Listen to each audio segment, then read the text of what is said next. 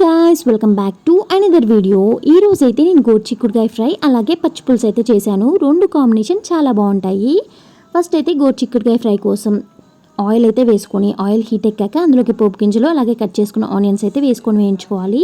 ఇప్పుడు అందులో కొంచెం కరివేపాకు, కట్ చేసిన పచ్చిమిర్చి వేసుకొని మీడియం ఫ్లేమ్లో ఒక 2 minutes అయితే మంచిగా ఫ్రై అయ్యేంత వరకు వేయించుకోవాలి.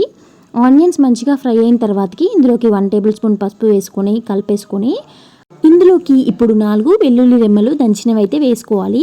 ఇవి పచ్చివాసన పోయేంత వరకు అయితే వేయించుకోవాలి. ఈ గోరుచిక్కుడుకాయ ఫ్రై కోసం నేనైతే ముందుగానే గోరుచిక్కుడుకాయలని ఉడకబెట్టి పక్కన పెట్టేసుకున్నానండి. సో నేనైతే ఎప్పుడు చేసినా ఇలాగే చేస్తాను. సో అప్పుడే అవి పచ్చివాసన పోయి మంచిగా టేస్ట్ అయితే ఉంటాయి. ఇప్పుడు ఉడకబెట్టిన దాన్ని ఈ తాలింపులో వేసుకొని ఒక 2 minutes తర్వాత రుచికి సరిపడా కారం, ఉప్పు వేసుకొని 5 minutes మీడియం ఫ్లేమ్లో అయితే వేయించుకోవాలి. అంతే, ఎంతో టేస్టీగా ఉండే గోరుచిక్కుడుకాయ అయితే రెడీ అయిపోయింది.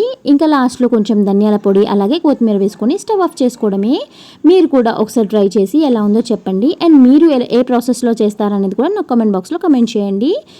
ఈ వీడియో కనుక మీకు నచ్చినట్టయితే please do like, share and subscribe. Bye bye.